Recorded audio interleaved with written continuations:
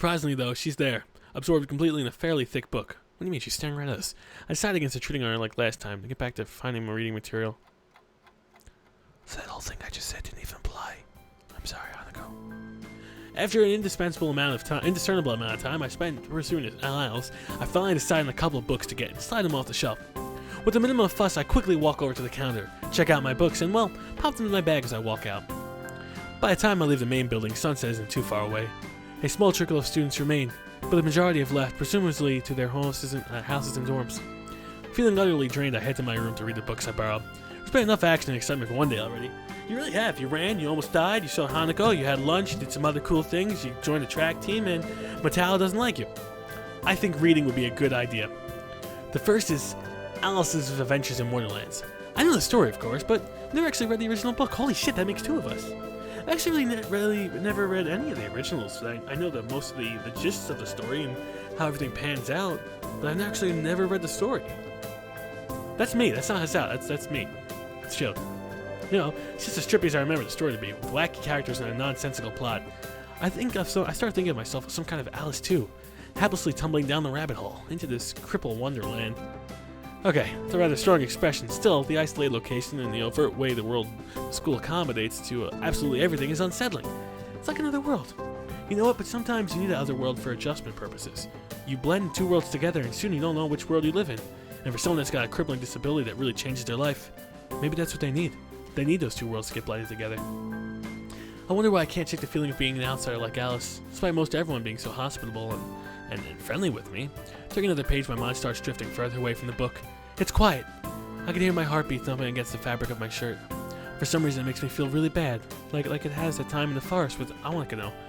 Like I was locked in a cage with something nasty and scary. You know, sometimes I think Hisao just wishes he had a visible pain or a visible deformity, just so he'd blend in and feel more comfortable with his own body, even though he could die at any given moment. I think that's what he's looking for. The sun fades, and so does my mind. It gets put to rest. Put the book down for a while and stare at the ceiling, taking the time off to shake off the feeling. 200 pages later. Holy shit, Hisao! You read a lot. 200 pages later. How many pages is in the book? He puts his eyes together and gently lets his head do the rest. Katawa Shoujo, Katawa Shoujo, do do do, do do do. I want to hear the song one more time, because the internet said there was a song again, and I really liked it last time, and I want to hear it. Why am I not hearing it? God damn it, internet! God damn it, internet! You lied to me! I think I skipped it too much. The students roll into class for the Saturday morning session, each and every one of them sporting the tired eyes of people that have worked through the night. My God, I have to go to class tomorrow, on a Sunday of all days, to work on a project. I am not happy. That's in 12 fucking hours. I gotta charge my laptop, I guess. Gonna have to be productive, man. Gotta go there and gotta get work done. Because like I said, the only way to get control of your life is to just take it by the balls and just do what needs to be done. You do that, you have control. And having control allows you to change anything you want to change. If I want to change my grade or take a stance in the class, I gotta change the way I participate in the class. So, we work in on Sundays. Maybe I'll drive and get a bagel and eggs in the morning. Because that never hurt anybody. Boom. With only a day left to prepare, I suppose it's not so surprising. Thankfully, we only have to suffer through class until lunch break, then our time is our own. Matao. I love this man. Matao lurches into classes in a tired stagger. I suppose students are the only people that enjoy their late Friday nights. Matao! You got wasted, bro! I saw you at the tavern! You were fucking dropping back 40s! Without saying a word, he scrolls some page and question numbers on the board and slumps down his desk. Oh, he's hungover. It's clearly atypical behavior for him. It appears that no one in class is going to call him out. He's drunk, man. He's hungover. Leave him be. Wordlessly, the students shuffle their textbooks into position and get to work. Not wanting to break the trend, I do the same. Fatigue has made the class antisocial, and a peep is heard among the ruffling papers. That can be pretty attributed to the two empty seats beside me. For some reason, Misha and Shizuna are present. Probably doing some council work for the festival. Like a jerk-off job. What? It's very quiet without Misha present. It's kind of nice. I wonder if she was born as rowdy as she is, or if she's making up for it, for Shizuna's lack of voice. Oh, shit. Nakai, can I speak to you for a moment? Oh, God, I didn't do shit, man. Bro, I didn't cap no fella. I ain't no fool, bro. So gross in thinking about Misha, I don't even notice Matao approaching my desk. Sure, what's it about, sir? It's probably better if we speak outside the classroom. Oh, shit. Something about this doesn't sound too good. But I stand up and follow him out the hallway. Please don't tell me someone's dead. Please don't tell me someone's dead. Mattel stands in the hallway, scratching his head as he works out what he's trying to say, not knowing what's going on. I wait silently. I heard from the school's head nurse who had an incident the other day. Ah, so it's about that. Well, that's not too bad. I was almost dead. Well, what kind of? But it's not anything to be worried about, really. Yes it is. Anything that could endanger your health is something to be worried about, Hisao. We try our best here to prepare you for life. Part of that involves knowing your limits and how to work around them. It would be remiss of me if I didn't speak up about this. All right, I get it. I'm sorry. Tal closes his eyes in frustration. I realize that probably wasn't the best thing to say. Something tells me that you're not sorry. Pretend as much as you want, Joker. This isn't over yet. A lot of people put a lot of time and effort and money to make sure you and every other student here can have the same level of education as your peers. For you to abuse that by throwing out advice, especially medical advice, is plain selfish. Not quite sure if he actually feels this way or if it's some act that he's practiced many times to guilt trip students into doing the right thing. Either way, it's kind of working. I understand. This is just all due to me, and I apologize. I know my limits, and I'll be sticking to them. Tal appears to lighten up a little, satisfied that his message has been received. So then, on to my next question. Who are you fucking in the class? How are you finding your studies? I understand you were laid up for a while. We're not too far ahead, are we? I really don't think so. I tried to keep up with us in the hospital, so it hasn't been too hard. Tal taps his chin and raises an eyebrow as he absorbs this information because he's probably still drunk. Is that so? I suppose there are still students out there that realize the importance of learning. Not like the Joker. I wouldn't go that far. I was only trying to keep myself occupied, a little life support person. You know, I like learning and I like new things, but seriously, to go about the entire statement that I want to learn, that's diabolical. Well, yeah, you gotta keep up with these things, right? That's exactly it. One wrong move and you're left behind, right? Yeah, right. Wouldn't want that to happen. No, you wouldn't. Every week there's a new scientific discovery. Most of them mean nothing to the layperson. But any one of them could be the new the key, next big thing. I will keep that in mind, Mattel. It's obvious that Mattel's serious talk is over. He's gone back to a stern, slightly scattered brain approach to life.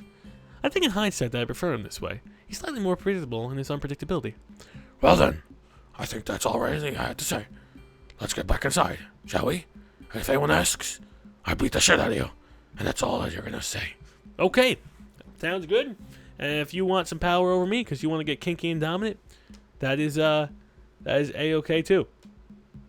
Look at the hand banister. It's kind of threw me off for a second. This handrail. Doesn't it kind of look like his hand is part of the handrail? Like it just kind of goes and trails off? Weird. Sure, you're the boss, right? Mattel pauses for a moment. I don't think any of my students ever said it to me before. I'm the boss. I'm the boss, yo. I'm the boss. Shit on Deborah's desk! I'm the boss. For an instant, I consider replying to this, but something deep within me tells me to shut my mouth and go back in the classroom. He's the boss. I'm the boss. A few of the students jump at the sound of the door, rapidly trying to pretend that they are working on the questions of the board. Some of them don't even bother. Their heads slumped on the desk as they nap. Thankfully, it would appear that Mattel doesn't even notice them. He returns to his desk and retrieves a scientific journal from one of the drawers. I guess I got to him there. Man, fucking people and their scientific discoveries. Class returns to their near silence that Mattel and I left him before our chat. Mixed feelings of tiredness and anticipation buzz around the room. Everyone here is either waiting for a chance to rest or the chance to get their last-minute preparations on their way. Yeah, the clock. The clock on the wall slowly ticks the remaining class time away until finally the bell cries out, ending what seems to be a torment. Before we all leave, I expect the answers for those problems by Monday. The class sighs as one. Oh man. Regretting slacking off, but still acutely aware of the more pressing issues at hand. Classroom empties in a blink as everyone rushes to their last-minute festival preparations. I stay behind and try to quickly finish the questions so I don't have to bother with it over the rest of the weekend with the festival and all tomorrow. Hey, Hanako. Apart from me, Hanako's the only one left, obviously waiting for Lily. It's weird that Lily comes all the way to our classroom to pick her up. I expect that moving around is at least normally harder for her than it is for Hanako. But it's none of my business, and I naturally don't ask about it from Hanako, otherwise she'll just come out at me and just stab me in the chest with something and goddamn light me on fire and other fucking weird shit. Okay, maybe that's just a fantasy I'm having. A really kinky fantasy.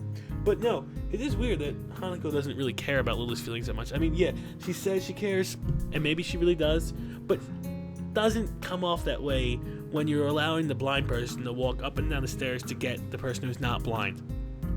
Hey, Lily's got a really strong bond for her, I guess.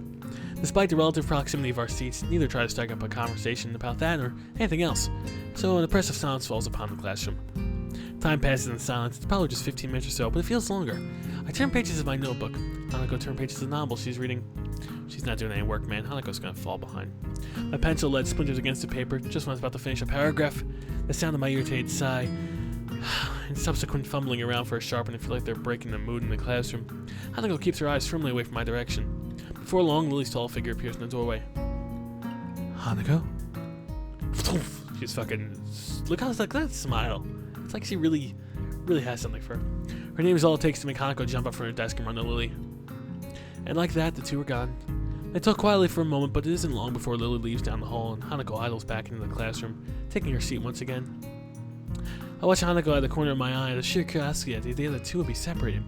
For a couple of minutes she does nothing but sit with her chin in her hand, staring at the desk dejectedly. The boredom evidently becomes too much for her, though, her slender frame reaching into her bag and pulling out a small book. She has so many goddamn issues, it is ridiculous. Come to think of it, this isn't the one I saw her reading in the library. She must be quite a fast reader to get through them at this rate. Well, when you have no social life, this is all you do, read. She's like, I can get through, any video game in like 2 hours. She can get through any novel in like 5. So, to each their own, I guess.